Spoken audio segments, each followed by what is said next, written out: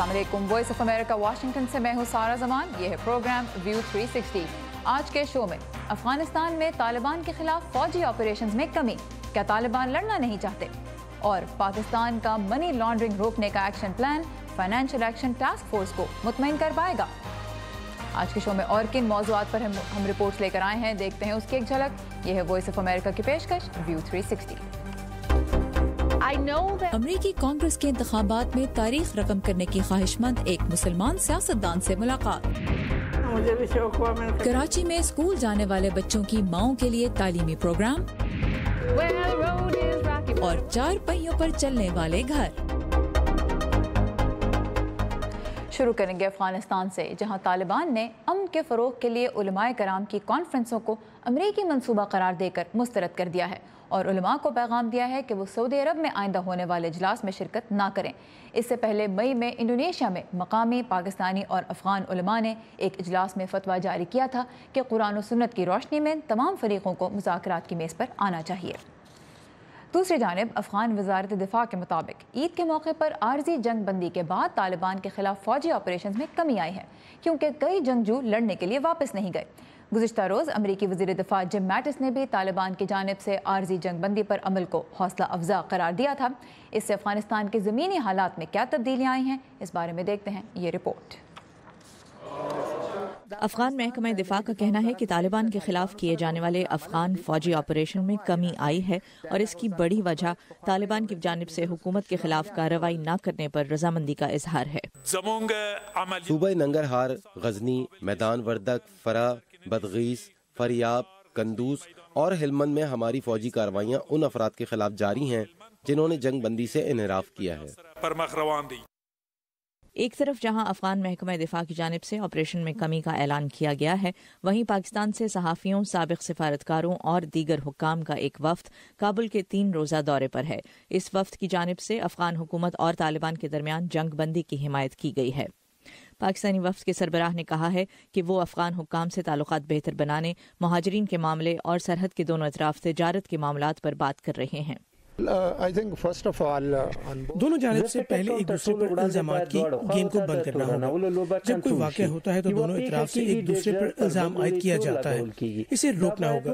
जब किसी वाक़ये की तहकीकात की जाए तो मुनासिब हद तक ये मालूमात एक दूसरे से बांटी जानी चाहिए। पाकिस्तान अफगानिस्तान की मुश्तरका कमेटी के एक रुकन का कहना है कि अफगानिस्तान ने अमन और बातचीत का पैगाम पाकिस्तानी हुक्काम तक पहुँचाया है।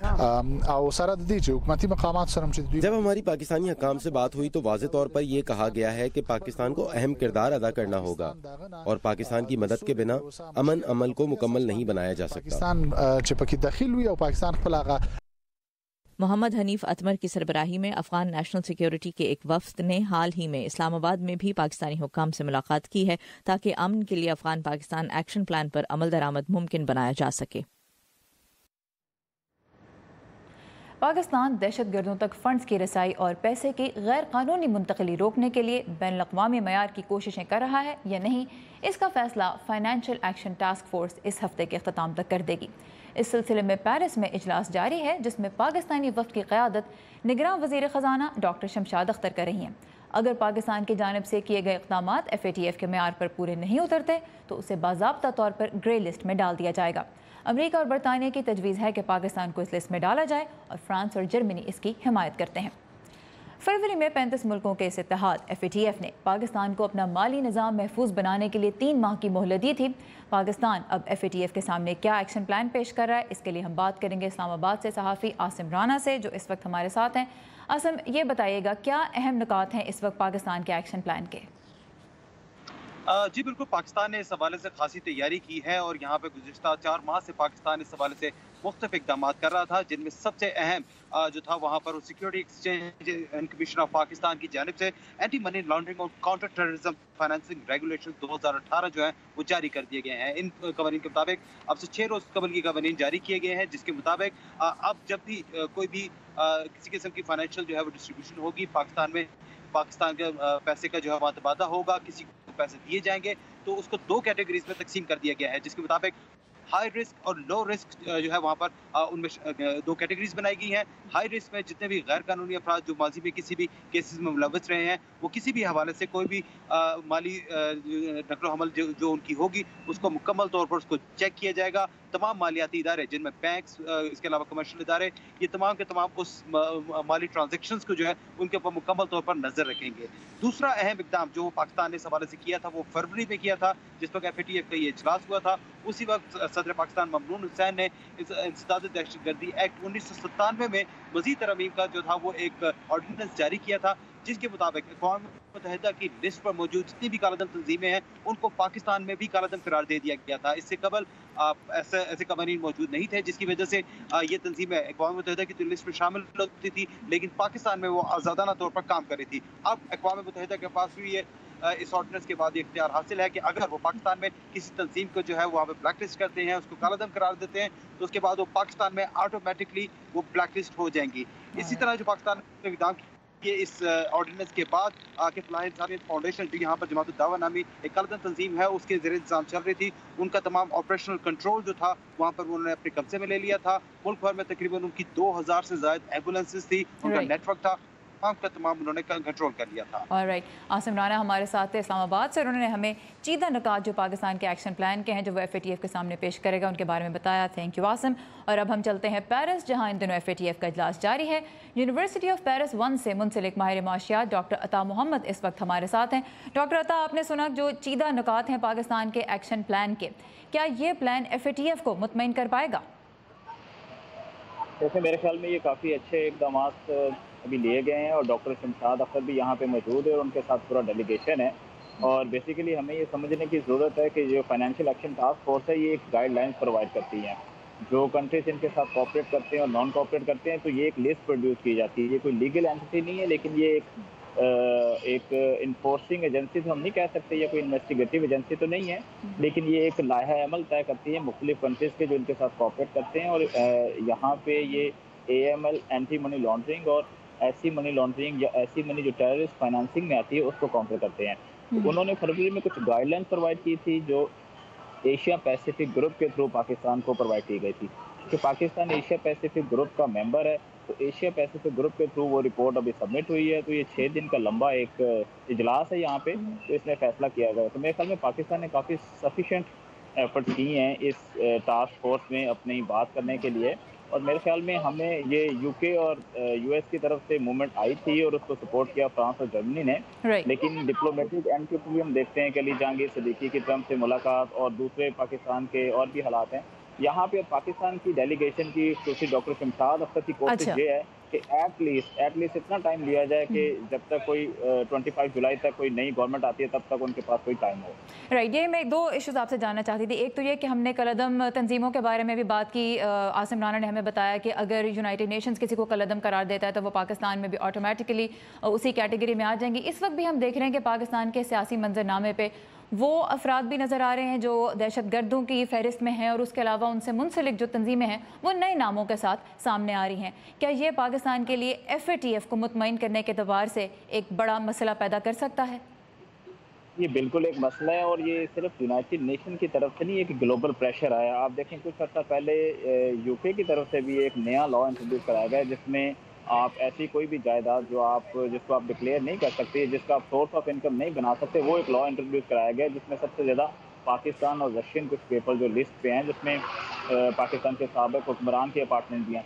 तो ये चीज़ें ये पाकिस्तान के लिए वाकई मसला पैदा कर सकती है। और मेरे ख्याल में SCCP की तरफ से भी जो लॉ आया है और जो उसके अलावा दूसरा जो फाइनेंस मिनिस्ट्री की तरफ से भी रेगुलेशन आ रही हैं, वो हर ऐसी सिस्टम, हर ऐसी ऑर्गेनाइजेशन, हर ऐसे बंदे या हर ऐसी चीज़ को ब्लॉक करना है जिनका लिंक किसी ना किसी लिहाज से किसी ऐसी पर्सनैलिटी के साथ है जो कंट्रोवर्शियल है। ये right movements, right wing parties अभी इलेक्शन में भी आ रही है जिन्होंने इस्लामाबाद में धरना भी दिया। तो ये वाकई एक ऐसी चीज़ है कि जिसके ऊपर एक खातर काम करने की ज़रूरत है। गाइडलाइंस के मुताबिक पाकिस्तान ने एक्शन तो लिया है, उसको प्रोवाइड भी कर रहे हैं, लेकिन देखना है कि उसको इम्प्लीमेंट किस तरह से हो पाता है। डॉक्टर अता मोहम्मद माहिर माशियात इस वक्त हमारे साथ थे पेरिस से। आपके वक्त का बहुत शुक्रिया। اور یہاں آپ کو بتاتے چلیں کہ FATF نے 2009 میں پاکستان کے مالی نظام کے بارے میں تشویش ظاہر کی تھی اور اس کے بعد 2012 سے 15 تک پاکستان اس کی گرے لسٹ میں تھا، جس کے بعد پاکستان کی جانب سے منی لانڈرنگ روکنے کے بین الاقوامی قواعد و ضوابط کی پابندی کی کوششوں کی تعریف کرتے ہوئے اسے اس لسٹ سے ہٹا دیا گیا تھا۔ اور اس حوالے سے جو اپڈیٹ سامنے آتی ہیں اجلاس کی وہ آپ پڑھ سکتے ہیں ہماری ویب سائٹ urduvoa.com پر۔ اور اب دیکھتے ہیں آج کا ورلڈ ویو، جس میں شامل ہوتی ہیں دنیا کے مختلف حصوں میں رونما ہونے والے اہم واقعات کی جھلکیاں۔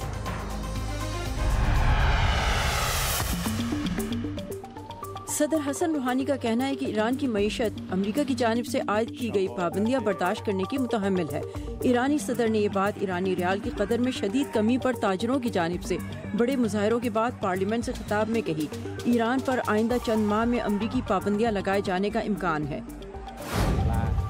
شمالی تھائی لینڈ کے غاروں کے ایک سلسلے میں پھنسے ہوئے 12 بچوں اور ان کی فٹ بال ٹیم کے کوچ کو بچانے کے لیے درجن بھر نیوی سیل سمیت ریسکیو ٹیم کے کئی افراد کوششیں کر رہے ہیں، لیکن رات بھر ہونے والی بارش کی وجہ سے غوطہ خوروں کو آگے بڑھنے میں مشکلات کا سامنا ہے۔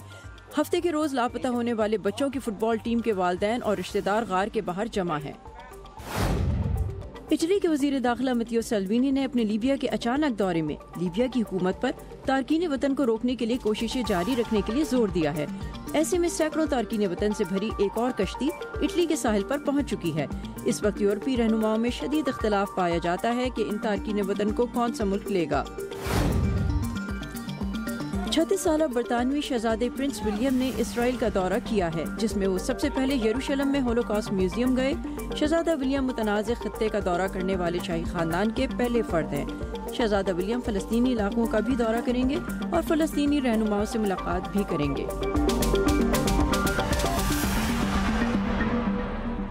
امریکہ میں نومبر کے آغاز میں کانگریس کے انتخابات ہوں گے، جن میں اس مرتبہ بڑی تعداد میں مسلمان امیدوار بھی حصہ لینے کی تیاری کر رہے ہیں۔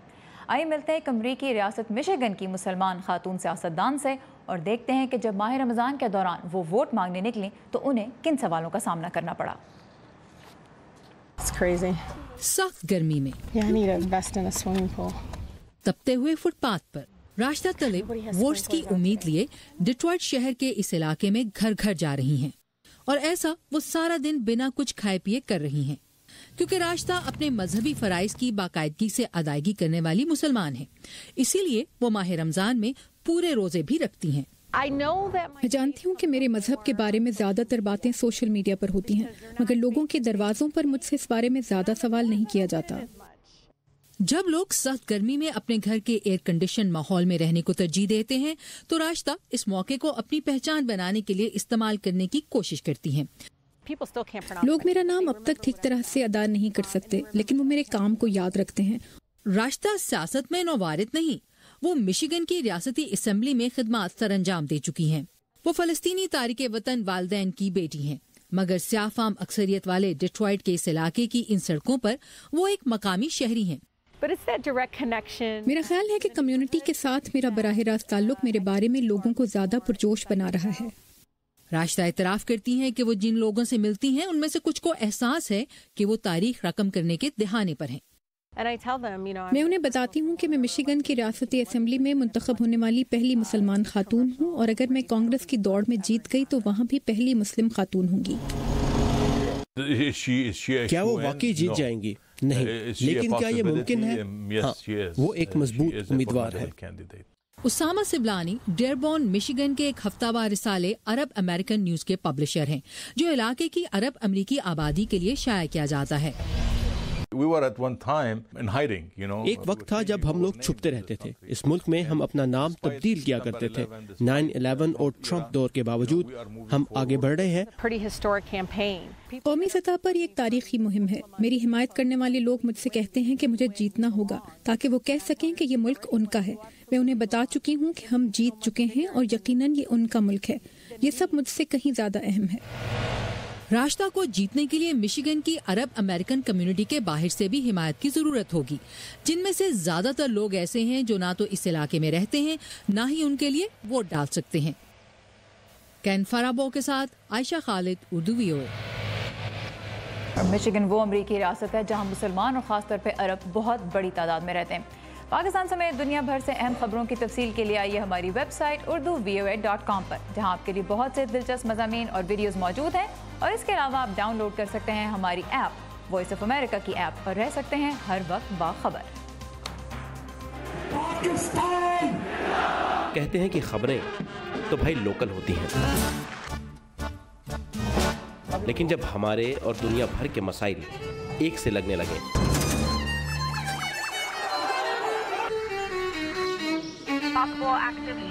तो आंखें खुली रखनी चाहिए। अमेरिका ने पाकिस्तान और भारत के क्या पता कौन सी खबर आपके काम आ जाए। Great ideas. 25-year-old, 22-year-olds who are building billion-dollar companies. Our dream is to bring new technologies. View 360 सिर्फ आज न्यूज़ पर।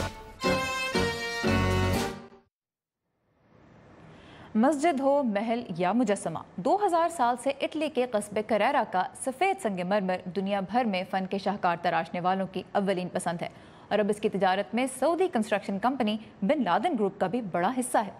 इस पत्थर की तलब मुसलसल बढ़ने से तामीराती कंपनियों का तो बहुत फ़ायदा हो रहा है, लेकिन माहिरीन खबरदार कर रहे हैं कि बड़े पैमाने पर कानकुनी से सफ़ेद सोना उगलने वाले पहाड़ों को नाकाबिल तलाफ़ी नुकसान भी पहुँच रहा है। तफसीलात इस रिपोर्ट में। करारा कस्बे को घेरे हुए पहाड़ों पर अगर नजर डालें तो वो बर्फ से ढके हुए महसूस होते हैं, लेकिन ये सफेदी पिघलने वाले बर्फ की नहीं बल्कि खास औजारों से तोड़े जाने वाले संगे मरमर की है। करारा का संगे मरमर दुनिया के अजीम कुदरती अजूबों में से एक है। इसकी खूबसूरती ही मसाजिद, घरों की तामीर और फन के नमूनों के लिए इसकी ऊंची मांग की वजह है। तकरीबन 4 साल पहले दुनिया की तीसरी बड़ी तामीराती company Saudi bin Laden group ने मारमी करारा का 50% हिस्सा खरीद लिया। मारमी करारा इस इलाके की 1/3 कानों की मालिक फर्म है। सिर्फ अगस्त के महीने में 15 दिन छोड़कर सारा साल इन कानों के अंदर से मार्बल निकाला जाता है, क्योंकि ये दिन शदीद गर्म होते हैं। फिर यहाँ से संगे मरमर सारी दुनिया को भेजा जाता है। अमरीकी मुजस्मा साज MJ एंडरसन 36 साल पहले यहाँ आई थी। इसकी क्वालिटी मुसलसल अच्छी रहती है, इसमें दरारें नहीं आती। खास बात यह है कि यहाँ पर मुख्तलिफ इकसाम और रंगों के मार्बल हैं, तो यहाँ एक मुजस्मा साज को अपनी ज़रूरत की हर चीज़ मिल जाती है। मशरिक़ वुस्ता के बाद चीन अपनी तेजी से फैलती हुई मईशत के बाइस यहाँ दूसरा बड़ा गाहक है। करारा आर्ट्स के तलबा के लिए भी कशिश का बाइस है। 19 साला शेंगटोंग गांव यहाँ एकेडमी ऑफ फाइन आर्ट्स में पढ़ने के लिए आए हैं। मुझे आर्ट पसंद है, मुझे मुजस्मा साजी पसंद है और मुझे पेंटिंग भी पसंद है। शेंगटोंग गांव के लिए मार्बल पर काम करना कोई आसान चीज़ नहीं है। ये उन लोगों के लिए भी आसान नहीं है जो अपनी सारी जिंदगी कानों के अंदर दिन रात काम करके हर साल लाखों टन संगमरमर यहाँ से निकालते हैं। आज 80 से ज़्यादा कानों से हर साल हज़ारों की तादाद में मार्बल निकाला जाता है, लेकिन माहिर माहौलियात इस पर खुश नहीं नजर आते। उन्होंने दुनिया को याद दिलाया है कि इटली का सफ़ेद सोना ना ख़त्म होने वाली कुदरती दौलत नहीं। उनका कहना है कि ज़्यादा से ज़्यादा मार्बल निकालने से कुदरती मनाजिर और पहाड़ों में ख़तरनाक तब्दीलियाँ रोनुमा हो रही हैं। सबीना कैसल फ्रांको की रिपोर्ट के साथ नीलोफर मुगल, उर्दू VOA।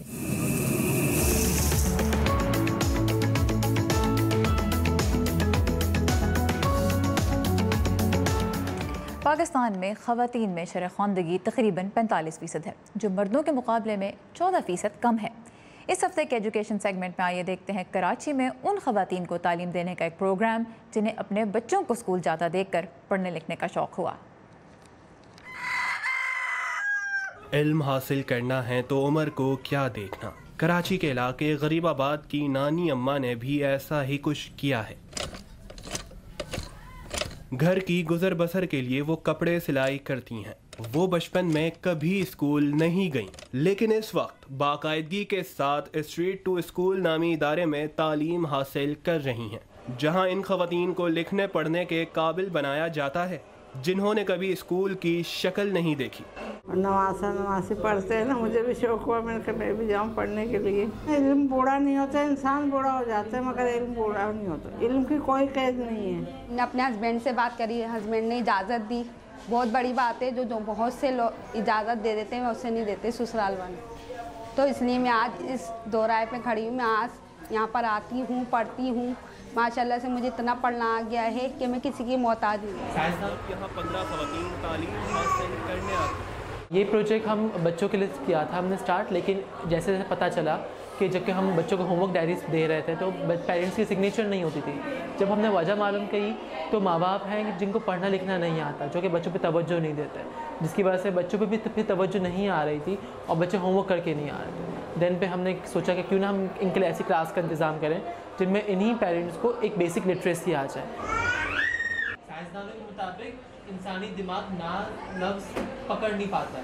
یہاں آنے والی خواتین کہتی ہیں وہ اپنے بچوں کی دیکھ بھال اور گھریلو ذمہ داریوں کی ادائیگی تو اپنی حد تک کر رہی تھیں، لیکن پڑھنا لکھنا نہیں جانتی تھیں، اس لیے اکثر شرمندگی کا سامنا کرنا پڑتا تھا. حالات تھے، مجبوری تھی، نہیں پڑھ سکے تھے، افورڈ نہیں کر سکتے تھے، بہن بھائی زیادہ تھے. تو اب یہ شوق ہوا یہاں اسکول کھلا ہے تو ہم نے سوچا ہم بھی پڑھیں. اور پھر بچوں کا مسئلہ ہوتا تھا پڑھانے میں، ہر چیز میں. تالا لگا کے آتی ہوں، گھر کا کام وغیرہ کر کے چھوٹی بچی کو لے کے آتی ہوں، بڑی بچی کو اسکول بھیج دیتی ہوں تیار کر کے، شوہر کو بھی تیار کر کے بھیج دیتے ہیں. پھر یہاں سے جاتے ہیں، پھر یہاں سے جا کے پھر دوبارہ کام وغیرہ کرنا، پھر بچی کو اسکول سے لے کر آنا. اگر بچہ ہے مثال کے طور پہ اپنے بچوں کو پڑھا لکھا دینے کی خواہش نے جیسے ان خواتین کو اپنی تعلیم پر توجہ دینے کا راستہ دکھایا ہے، ویسے ہی ان کی تعلیم ان کے بچوں کی کامیاب اور خوشحال زندگی کی طرف رہنمائی کرنے میں مددگار ثابت ہوتی. روڈ ٹرپس یعنی بذریعہ سڑک طویل سیر امریکی ثقافت کا خاص حصہ ہے. 1930 کی دہائی میں امریکہ میں تفریحی گاڑیوں کی باقاعدہ ایک صنعت نے جنم لیا اور آج 90 لاکھ سے زائد امریکیوں کے پاس ایسی گاڑیاں ہیں جنہیں RV یا ریکریشنل وہیکل کہا جاتا ہے، جو ایک طرح سے 4 پہیوں پر لگا گھر ہوتی ہیں. ان میں سفر کرنا کیسا ہوتا ہے، آئیے دیکھتے ہیں.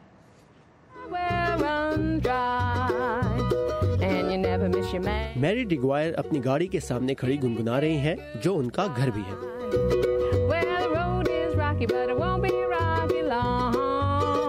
میری بہت خوش ہے کہ انہوں نے 1 سال پہلے اس گاڑی کو خریدنے کا فیصلہ کیا تھا. یہ بیڈ روم ہے، میں نے یہاں پردے بھی لگائے ہیں. یہ میرا چھوٹا سا کچن ہے، 2 لوگوں کے لیے یہ بہت ہے. یہاں مائکرو ویو ہے، ریفریجریٹر ہے. یہ چھوٹی چیزیں ہیں جنہیں بجلی، گیس یا بیٹری کی مدد سے چلایا جا سکتا ہے. تفریحی گاڑیاں امریکی ثقافت کا ایک اہم حصہ ہے. یہ سفر کرنے کا ایک سستا، آسان اور متحرک ذریعہ ہے. ایک امریکی خاندان کے لیے ایسی گاڑی کے ذریعے چھٹیوں کی تفریح روایتی تفریح سے تقریباً 60% سستی پڑتی ہے. یہ چھوٹی اور ہلکی ہے، صرف 1270 کلو کی ہے، تو آپ اسے ایک عام گاڑی کی مدد سے کھینچ کر کہیں بھی لے جا سکتے ہیں. میں ایک موسیقار ہوں اور اپنے بینڈ کے ساتھ کام اور تفریح کی غرض سے بہت سے میلوں میں جاتی ہوں. ٹینٹوں میں سونے کی نسبت یہ آرام دہ ہے. RV یا تفریحی گاڑیوں کی 2 اقسام ہیں، ایک جنہیں آپ عام گاڑیوں کی مدد سے کھینچتے ہیں اور دوسری بس یا وین کی طرح کی جنہیں چلتے پھرتے گھر کہا جاتا ہے. لیکن عام طور پر چھوٹے دکھائی دینے والے یہ گاڑی نما گھر کھلے اور آرام دہ ہوتے ہیں، جیسے یہ RV جس میں چولہے، فریج اور ٹھنڈے گرم پانی کی سہولت کے ساتھ 8 بستر بھی ہیں. یہ ہمارا گھر ہے، ہمیں ہوٹل کے کمروں کی صفائی کی پریشانی بھی نہیں. ہم اسے جہاں چاہے لے جا سکتے ہیں، جیسے کسی ساحل سمندر پر، کیونکہ یہ ہمارا گھر ہے، صاف ستھرا. یہ گاڑیاں ہر قسم کے موسم میں کارآمد ہیں کیونکہ ان میں ایئر کنڈیشن اور بعض اوقات انگیٹھی جیسی سہولیات بھی میسر ہوتی ہیں، تو کہیں بھی چھٹیاں گزارنے کے لیے یہ ایک بہترین سہولت ہے. جیسے جب آپ کے پاس اپنا خیمہ ہو تو آپ کہیں بھی اسے لگا سکتے ہیں اور یہ سستا بھی ہوتا ہے. ہم ہر ہفتے یہاں آتے ہیں. ان تفریحی گاڑیوں کو چلانے کے لیے کسی خاص لائسنس کی بھی ضرورت نہیں. عام ڈرائیونگ لائسنس کا حامل کوئی بھی شخص ان کو چلا سکتا ہے، لیکن انہیں چلانے کے لیے مہارت ضروری ہے. لیکن گاڑی میں گھر رکھنا اتنا آسان بھی نہیں. ایک عام RV کی قیمت $10,000 سے لے کر $1 ملین تک ہوتی ہے. اور RVs پیٹرول بھی بہت کھاتی ہیں. یہ تھا ہمارا آج کا ویو 360 پروگرام میں. آپ کن موضوعات پر رپورٹ دیکھنا چاہتے ہیں ہمیں بتائیے facebook.com/VO Urdu کے پیج پر. اور تازہ ترین خبروں کے لیے فالو کیجیے ہمارا ٹویٹر ہینڈل @UrduVOA. سارا زمان کو اجازت دیجیے. خدا حافظ.